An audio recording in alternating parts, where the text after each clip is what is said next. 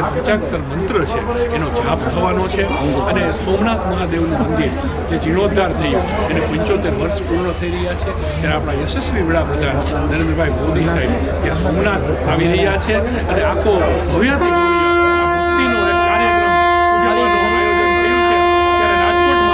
આજે પ્રથમ ટ્રેન અત્યારે રવાના થઈ રહી છે. આપ જોઈ રહ્યા છો કે ભક્તોમાં કેટલો ઉત્સાહ ઉમંગથી આ સોમનાથ દાદાની પૂજા અર્ચના કરવા માટે થનગની રહ્યા છે. ત્યારે સ્વાભાવિક છે કે આનંદ ઉત્સાહનું વાતાવરણ હોય અને આગામી 4 દિવસ 7, 8, 9 ને 10 4 દિવસ સુધી રોજ રાત્રે સ્પેશિયલ ટ્રેન સોમનાથ મુકામે જશે અને ત્યાં જઈ અને બધા ભાવિકો પૂજા અર્ચના કરશે, ઓમ નમઃ શિવાય મંત્રનું પાઠ કરશે. અને એવી જ રીતે રાજકોટ મહાનગરમાં પણ વિવિધ શિવાલયોમાં આ મંત્રોચ્ચારનો પાઠ થશે. અને એ રીતે આપણે સોમનાથ જ્યોતિર્લિંગ કે જે જ્યોતિર્લિંગના શ્લોકમાં સૌથી પ્રથમ નામ લેવામાં આવે છે સૌરાષ્ટ્ર સોમનાથમ ચ એ જ્યોતિર્લિંગની મહાપૂજાનો આ કાર્યક્રમ દ્વારા આરંભ થઈ રહ્યો છે.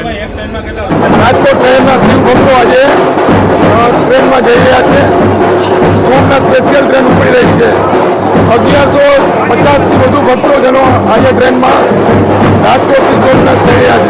ભક્તોને રાજી કરવા ઓમ નમઃ શિવાયનો જાપ કરવા માટે લઈને જવાના છીએ. 1150 લોકો ટ્રેનમાં જઈ રહ્યા છે. રાજકોટમાં ખૂબ ઉત્સાહ અનેરો છે. બધા સોમનાથ પહેલી વાર આ બધાની ટેમ શિવ ભક્તિ માટે જઈ રહી છે.